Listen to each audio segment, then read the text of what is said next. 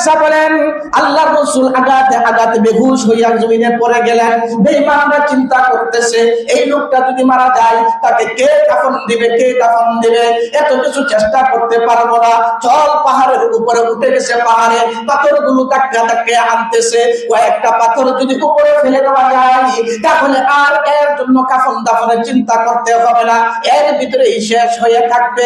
যায়েদ বিন হারেসা ডাক দিয়ে বলেন আমি যখন দেখলাম যুবকদেরকে তারা পাহাড়ে উঠে গিয়েছে এমন সময় আমি পাথরগুলো পড়তে দেখলাম, ধাক্কা ধাক্কা আনতেছে, বিশ্ব নবী জমিনের মধ্যে পড়ে আছে বেহুশ অবস্থায়, সহ্য করতে পারি নাই, চোখটাকে বন্ধ করে ফেললাম। এমন সময় গায়েব থেকে আমি একটা আওয়াজ শুনলাম, আওয়াজের মধ্যে বলা হইতেছে ইয়া হাজার উসকুন, ইয়া হাজার উসকুন, এ পাথর তুমি যেখানে আছো সেখানেই থাইমা যাও, বিশ্ব নবী বেহুশ অবস্থায় জমিনে পড়ে আছে।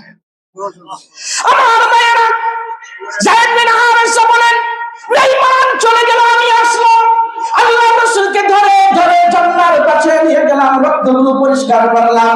এমন সময় রাসূল একটা পাথরের উপরে বসছেন, ডান দিকে তাকা দেখে জিবরিল, বাম দিকে তাকা দেখে মিকাইল, এমনি সামনের দিকে তাকা দেখে ফেরেশতাদের জামাত, সকলে সালাম দিয়া বলতেছে নবীজি আপনি একবার বলুন, একবার বলুন পুরা তায়েফবাসীদেরকে ধ্বংস করে। আমার নবী ডাক দিয়া বললেন জানেন আপনারা ঘটনা, তায়েফকে ধ্বংস করা যাবে না, এদেরকে যদি ধ্বংস করে দেওয়া হয় কে ঈমান আনবে গো, কে আমার কালিমা পড়বে, কে আমি বিশ্ব নবীকে মানবে, তাদেরকে ধ্বংস করা যাবে না।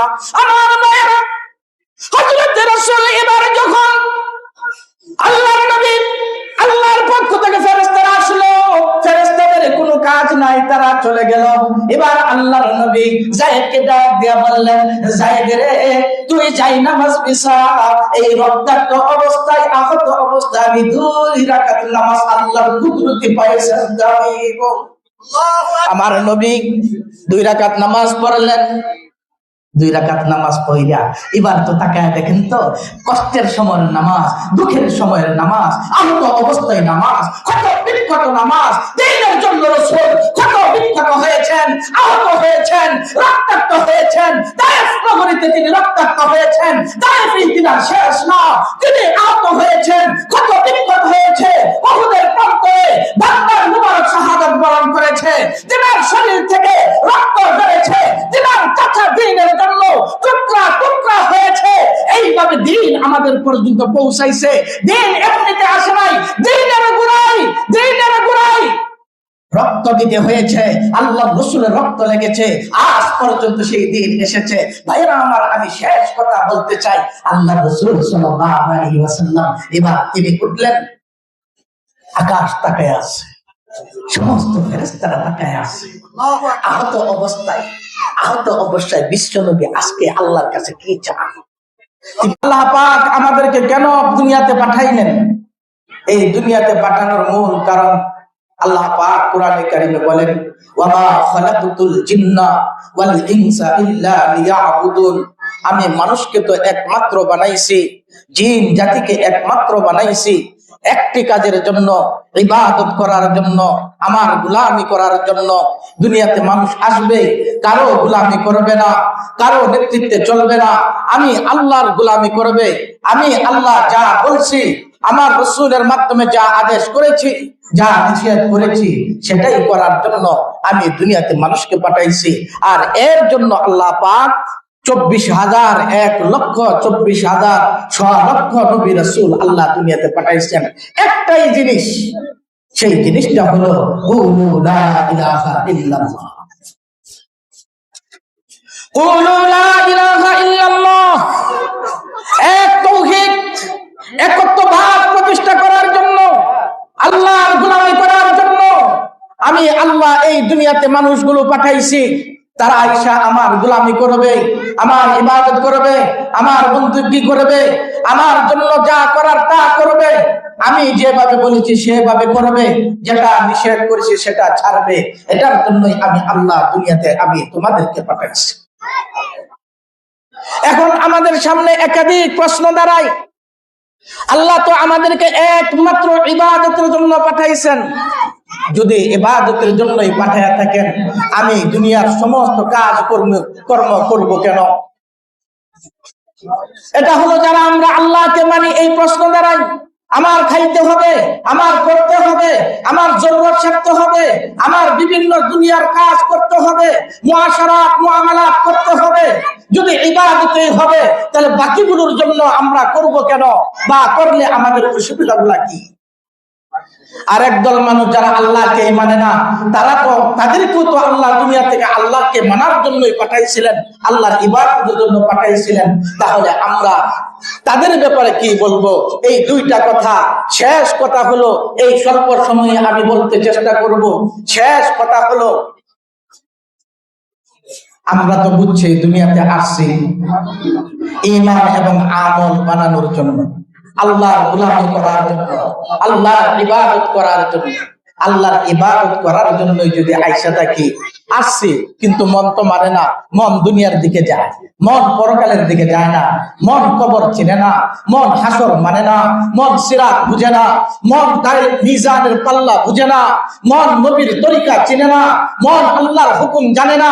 এই জন্য আমরা এই অবস্থার ভিতরে আমরা এমন কোন রাস্তা আসেনি যে রাস্তায় চললে এত কষ্ট করতে হবে।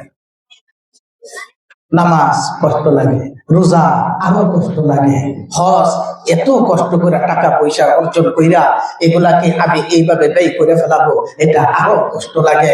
নামাজ, রোজা, হজ, যাকাত আমাদের জন্য কষ্টনীয়, হালাল হারাম মেনে চলা আমাদের জন্য কষ্টনীয়। প্রিয় ভাইরা, এখন আমাদের সামনে একটাই প্রশ্ন, সেই প্রশ্নটা হলো নামাজ লাগবে না, রোজা লাগবে না, হজ লাগবে না, যাকাত লাগবে না, কোনো কিছু লাগবে না, এছাড়া আমাদের কোনো কিছু ছাড়া আমাদের চলার কোনো রাস্তা আসেনি যে রাস্তায় চললে নামাজ না পড়লেও, হজ না করলেও, রোজা না রাখলেও, যাকাত না দিলেও আল্লাহর সামনে দাঁড়াইতে হবে না, হালাল হারাম তমিজ করে না চললেও আল্লাহর সামনে দাঁড়াইতে হবে না। এমন কোন রাস্তা আসেনি যে রাস্তায় চললে আমি সরাসরি মরবো আর জান্নাতে যাব, কিন্তু দুনিয়াতে কিছু করতে পারবো না, দুনিয়াতে আল্লাহর গোলামি করব না, দুনিয়াতে আল্লাহর জন্য ইবাদত করব না।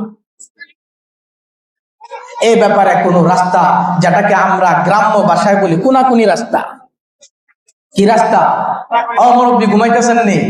আপনারাই মুখাতাব, বাকি যারা আছে তারা মাইক দিয়া শুনতেছে।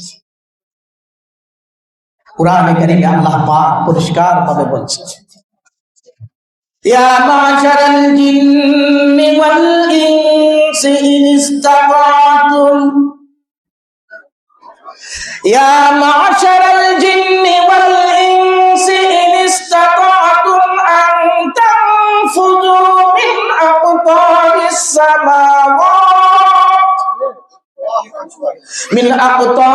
সামাওয়াতি ওয়াল আরদি ফানফুযু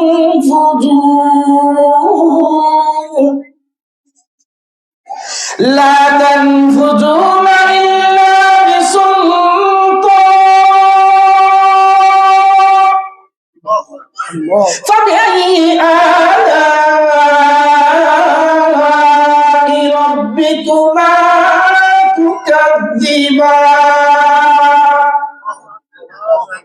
মাস চলতেছে রজব মাস, সামনে শাবান মাসের পরে রমজান মাস। ও দুনিয়ার মানুষেরা শোনো, রজব মাসের মধ্যে তোমার কিছু করণীয় আছে, কিছু বর্জনীয় আছে। রজব মাস যেদিন থেকে শুরু হয়েছে ওই দিনে রাসূল শিক্ষা দিয়েছেন, মানসিক ভাবে প্রস্তুতি নাও। কিভাবে প্রস্তুতি নিবা? মানসিক ভাবে প্রস্তুতি নিলাম, মুখ দিয়া তুমি বাহির করবা, আল্লাহর কাছে বারবার দোয়া করবা, আল্লাহুম্মা বারিক লানা ফি রজব ওয়া শাবান ওয়া বাল্লিগনা রমাদান। ওগো আল্লাহ, জানি না কয়দিন হায়াত আছে, রমজানের ভূমিকা শুরু হইয়া গেছে, রজব মাস শুরু হইয়া গেছে, শাবান আসতেছে, পরে রমজান এসে যাবে। আল্লাহ, তুমি আমাকে এতটুকু হায়াত দান করো, যতটুকু হায়াত পাইয়া আমি রমজানের ফজিলত বরকত অর্জন করতে পারি। এই দোয়া করো আল্লাহর কাছে। বেশি বেশি। দ্বিতীয় নাম্বার, অনেকগুলো কাজ আছে। দ্বিতীয় নাম্বার, যে কাজগুলোর সাথে সাথে একটা জানার জিনিস আছে, সেই জানার জিনিস থেকে আমাদের শিক্ষণীয় আছে। সেই শিক্ষণীয় জিনিসগুলোর মধ্যে থেকে একটা হলো এই রজব মাসে আল্লাহ পাক তার হাবিব মুহাম্মদ রাসূলুল্লাহ সাল্লাল্লাহু আলাইহি ওয়াসাল্লামকে মেরাজ করিয়েছিলেন, তথা এই জমিন থেকে আল্লাহর আরশে আজিমে ডেকে নিয়ে গিয়েছিলেন, যেটাকে বলা হয় মেরাজ। প্রশ্ন হলো, নবী এই মাসে মেরাজ করেছেন, সশরীরে আল্লাহর সাথে সাক্ষাৎ করেছেন, দিদার নসিব হয়েছে। প্রশ্ন হলো, আল্লাহর রাসূল তোমাকে 4,24,000 নবী রাসূলগণের মধ্যে আপনাকে নিয়ে গেলেন মেরাজে, কিন্তু আর কাউকে তোলেন নাই। হযরত আদমকে জিজ্ঞেস করেন, আদম, আল্লাহ আপনাকে সর্বপ্রথম মানুষ বানাইছে, সর্বপ্রথম নবী হিসাবে দুনিয়াতে পাঠাইছে, সর্বপ্রথম জান্নাতে ঢুকাইছে, সেখান থেকে দুনিয়াতে পাঠাইছে। আপনি হলেন মানুষের বাবা, সমস্ত মানুষের পিতা। আপনাকে আল্লাহ এত ভালোবেসেছেন, আপনাকে কি আল্লাহ মেরাজ করিয়েছে? হযরত আদম বলবেন, না, আমাকে আল্লাহ দিদার দেন নাই। হযরত নূহ আলাইহিস সালাতু ওয়াস সালাম 950 বছর দাওয়াত দিয়েছে, দোয়া করতে দেরি, বদদুয়ার কারণে পুরা কওমকে ধ্বংস করতে দেরি করে নাই। আল্লাহ আপনাকে এত ভালোবাসেন, আপনাকে আল্লাহ এত ভালোবেসেছেন। প্রশ্ন হলো, বলুন তো দেখি, আপনাকে আল্লাহ মেরাজ করিয়েছেন? হযরত নূহ আলাইহিস সালাম বলবেন, না। হযরত মুসা ইব্রাহিম খলিলুল্লাহ আলাইহিস সালামকে জিজ্ঞেস করেন, আল্লাহ তো আপনাকে খলিল বানাইছেন, আপনাকে আল্লাহ বন্ধু বানিয়েছেন, আল্লাহ আপনাকে অনেকগুলো পরীক্ষা নিয়েছেন, সমস্ত পরীক্ষার মধ্যে আপনি পাস করেছেন, শুধুমাত্র পাস করেছেন এমন না, আপনার জান চেয়েছেন, আগুন নমরুদের আগুনে জান দিয়েছেন, আপনার মাল চেয়েছেন, সমস্ত মালগুলো মেহমানদারি করে খতম করে দিয়েছেন, আপনার কাছে আল্লাহ পাক সন্তান চেয়েছেন, আল্লাহর রাস্তায় জবাই করে কুরবানি করে আল্লাহর রাস্তায় দিয়ে দিয়েছেন, আপনার কাছে আপনার স্ত্রী চেয়েছেন, আপনার স্ত্রী বরবাদ দিয়ে দিয়েছেন, আপনার কাছে আল্লাহ আপনার কাছে আপনার বসবাসের স্থান, আপনার দেশ ছাড়ার জন্য, হিজরত করার জন্য বলেছেন, আপনি সব করেছেন। যে কারণে আল্লাহ আপনাকে এত ভালোবেসে বলেছেন, আপনি আমার খলিল, খলিল ঘোষণা দিয়েছেন। ওগো আল্লাহর খলিল, আপনাকে আল্লাহ এত ভালোবাসেন, আল্লাহর সাথে দিদার হয়েছে, মেরাজ হয়েছে। হযরত ইব্রাহিম আলাইহিস সালাম বলেন, না, আল্লাহর সাথে আমার দিদার হয় নাই। ওগো মূসা, তোমাকে আল্লাহ কালিমুল্লাহ বানিয়েছেন। গোটা 100 লক্ষ নবী রাসূলগণের মধ্যে কারোর সাথে আল্লাহ ডাইরেক্টলি কথা বলেন নাই, আপনার সাথে আল্লাহ কথা বলেছেন, এত ভালোবাসা দিয়েছেন আপনাকে। প্রশ্ন হলো, বলুন তো দেখি, মূসা, আল্লাহ আপনার সাথে দিদার দিয়েছেন? মূসা ডাক দিয়ে বলে, ডাইরেক্ট কথা বলেছি আল্লাহর সাথে, কিন্তু আল্লাহকে দেখার জন্য অনেক ব্যাকুল ছিলাম। বলেছিলাম, আল্লাহ তুমি আমার সাথে কথা বলো, একবার দেখা দাও। আল্লাহ ডাক দিয়ে বলেন, লাম তারানি, মূসা রে, আমার কথা শুনতে পারবি, তুই আমাকে দেখতে পারবি না। ওয়ালাকিন ইনজুর ইলাল জাবাল, পাহাড়ের দিকে তাকা। পাহাড়ের দিকে তাকাইছে, আল্লাহর 70,000 নূর থেকে জাররা পরিমাণের জলক পাহাড়ের মধ্যে ছাড়ছে। হযরত মূসা ফাখররা মূসা সারিকা, হযরত মূসা বেহুশ হয়ে পড়ে গেলেন। মূসা আল্লাহকে তো দিদার দেখতে পারেন নাই, আল্লাহর সাথে তো দিদার হয় নাই। আল্লাহর সাথে মেরাজ হয়েছে? না, মেরাজ হয় নাই। ওগো ঈসা, আল্লাহ আপনাকে বিনা বাবাতে পাঠাইছেন, কোনো বাবা নাই, দেখলে সূর্য প্রকাশ করার জন্য আপনাকে পাঠাইছেন। রূহুল্লাহ ঘোষণা করেছেন, আল্লাহ আপনাকে এত ভালোবেসেছেন। ও ঈসা, কোন দেখি আল্লাহর সাথে আপনার দিদার হয়েছে, আপনার সাথে মেরাজ হয়েছে? না, আমার সাথে আল্লাহর মেরাজ হয় নাই। আদম থেকে নিয়ে তারা 100 লক্ষ নবী রাসূলগণ সকল ব্যক্তিকে কোন নবী রাসূলগণের সাথে আল্লাহর মেরাজ হয় নাই। তোমার প্রিয় নবী, তোমার প্রিয় নবী হযরত নবী মুহাম্মদ রাসূলুল্লাহ সাল্লাল্লাহু আলাইহি ওয়াসাল্লামকে জিজ্ঞেস করো, ওগো রাসূল, আপনার সাথে আল্লাহর দিদার হয়েছে?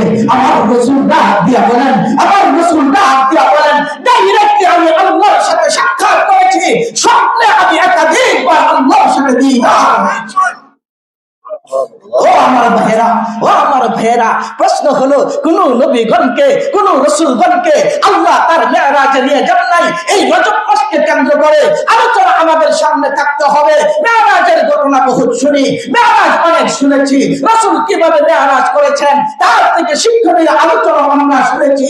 আমি সংক্ষিপ্ত সময় বলতে পারবো না, তারপর ভূমিকাটা কায়েম করে গেলাম। আল্লাহ রাসূল কেন মেরাজ করলেন, আল্লাহ রাসূলকে আল্লাহর কাছে কেন নিয়ে গেলেন, কেন নিয়ে গেলেন? লম্বা কথার শেষ কথা হলো এটা, শেষ কথা হলো এটা। আমার রাসূল যখন তায়েফে গিয়েছিলেন, তায়েফে যাওয়ার পরে সেখান থেকে যখন তায়েফবাসীরা রাসূলকে বিতাড়িত করলেন, সময় দিয়েছে একদিন, আজকে গেল 2 দিন, আগামী কালকের ভিতরে তুমি যদি এই তায়েফ নগরী না ছাড়ো তাহলে তোমাকে আমরা দেখে নেব। রাসূল ছাড়তে বাধ্য হলেন। ছাড়ার পথে রাসূলের উপর আপনারা জানেন মাথার থেকে পা পর্যন্ত রক্তে রঞ্জিত করেছে। শুধু রক্তে রঞ্জিত করে ক্ষান্ত হয় নাই, রাসূলের মাথার থেকে পা পর্যন্ত এমন কোন জায়গা নাই যেখান থেকে রক্ত বাহির ফিনকি দেয়া বাহির হয় না। আমার মায়ের আল্লাহর নবী যখন তায়েফ নগরী থেকে ফিরতেছিলেন, যায়েদ বিন হারেসা বলেন আল্লাহর নবীকে এমন ভাবে পাথরে পাথরে আঘাত করা হলো, এমন ভাবে আঘাতে জর্জরিত করা হলো। আমার নবী, আমি যখন তাকায় দেখলাম আল্লাহর নবী শরীর থেকে রক্ত ঝরঝর করে পড়তেছে, রুমালটা নিয়ে গেলাম, আল্লাহর নবীর শরীর থেকে রক্তগুলো মুছতেছে। দুনিয়ার মানুষেরা, আমি যখন এই রুমাল নিয়ে আল্লাহর রাসূল থেকে রক্তগুলো মুছতেছিলাম, এত রক্ত বাহির হইতেছিল, পুরা রুমালটা ভিজে গিয়েছে, আর রক্ত শোষণ করে না। আমার নবী এমন সময় আঙ্গুল দিয়ে রক্তগুলো মুছতেছিলেন। আমি যাই জিজ্ঞেস করলাম, ও নবীজি, কি ব্যাপার? কাপড় দিয়ে মুছে শেষ করতে পারি না, আঙ্গুল দিয়ে আপনি কতটুকু মুছবেন? নবী আমার ডাক দিয়া বলেন, যায়েদ রে, আমিও জানি রক্ত মুছতে পারবো না, শেষ হবে না, কিন্তু চেষ্টা করতেছি। কারণ হলো এক ফোঁটা রক্ত যদি জমিনের মধ্যে পড়ে যায়, আমি বিশ্ব নবীর রক্ত জমিনেও সহ্য করতে পারবো না। আমার ভাইরা, আল্লাহর নবী রক্তে রঞ্জিত হইলেন, কত বিক্ষত হইলেন, আহত হইলেন। এমন সময় যায়েদ বিন হারেসা বলেন আল্লাহর রাসূল আঘাতে বেহুশ হইয়া জমিনে পড়ে গেলেন। বেঈমানরা চিন্তা করতেছে এই লোকটা যদি মারা যায় তাকে কে কাফন দিবে, কে কাফন দিবে? এত কিছু চেষ্টা করতে পারবো না, চল পাহাড়ের উপরে উঠে গেছে, পাহাড়ে পাথরগুলো ধাক্কা আনতেছে, কয়েকটা পাথর যদি উপরে ফেলে দেওয়া যায় তাহলে আর এর জন্য কাফন দাফনের চিন্তা করতে হবে না, এর ভিতরেই শেষ হয়ে থাকবে। যায়েদ বিন হারেসা ডাক দিয়ে বলেন, আমি যখন দেখলাম যুবকদেরকে তারা পাহাড়ে উঠে গিয়েছে, এমন সময় আমি পাথরগুলো পড়তে দেখলাম, ধাক্কা আনতেছে। বিশ্ব নবী জমিনের মধ্যে পড়ে আছে বেহুশ অবস্থায়, সহ্য করতে পারি নাই, চোখটাকে বন্ধ করে ফেললাম। এমন সময় গায়েব থেকে আমি একটা আওয়াজ শুনলাম, আওয়াজের মধ্যে বলা হইতেছে, ইয়া হাজার উসকুন, ইয়া হাজার উসকুন, পাথর তুমি যেখানে আছো সেখানেই থাইমা যাও। বিশ্ব নবী বেহুশ অবস্থায় জমিনে পড়ে আছে। আমার ভাইয়েরা, যায়েদ বিন হারেসা বলেন বেঈমান চলে গেল, আমি আসলাম, আল্লাহর রাসূলকে ধরে জান্নার কাছে নিয়ে গেলাম, রক্তগুলো পরিষ্কার করলাম। এমন সময় রাসূল একটা পাথরের উপরে বসছেন, ডান দিকে তাকা দেখে জিবরিল, বাম দিকে তাকা দেখে মিকাইল, এমনি সামনের দিকে তাকা দেখে ফেরেশতাদের জামাত, সকলে সালাম দিয়া বলতেছে, নবীজি আপনি একবার বলুন পুরা তায়েফবাসীদেরকে ধ্বংস করে। আমার নবী ডাক দিয়া বললেন, জানেন আপনারা ঘটনা, তায়েফকে ধ্বংস করা যাবে না, এদেরকে যদি ধ্বংস করে দেওয়া হয় কে ঈমান আনবে গো? কে আমার কালিমা পড়বে? কে আমি বিশ্ব নবীকে মানবে? তাদেরকে ধ্বংস করা যাবে না। আমার ভাইরা, হযরত রাসূল এবার যখন আল্লাহর নবী, আল্লাহর পক্ষ থেকে ফেরেশতারা আসলো, ফেরেশতাদের কোনো কাজ নাই, তারা চলে গেল। এবার আল্লাহর নবী যায়েদকে ডাক দিয়া বললেন, যায়েদ রে, তুই যাই নামাজ বিছা, এই রক্তাক্ত অবস্থায়, আহত অবস্থায় আমি 2 রাকাত নামাজ আল্লাহর কুদরতি পায়ে সাজদা দিব। আমার নবী 2 রাকাত নামাজ পড়লেন। 2 রাকাত নামাজ পড়িয়া এবার তো তাকায় দেখেন তো, কষ্টের সময়ের নামাজ, দুঃখের সময়ের নামাজ, আহত অবস্থায় নামাজ, কত বিখ্যাত নামাজ, দ্বীনের জন্য রাসূল কত বিখ্যাত হয়েছেন, আহত হয়েছেন, রক্তাক্ত হয়েছেন। তায়েফ নগরীতে তিনি রক্তাক্ত হয়েছেন, তায়েফে তিনি শেষ না, তিনি আহত হয়েছেন, কত বিখ্যাত হয়েছে উহুদের প্রান্তরে,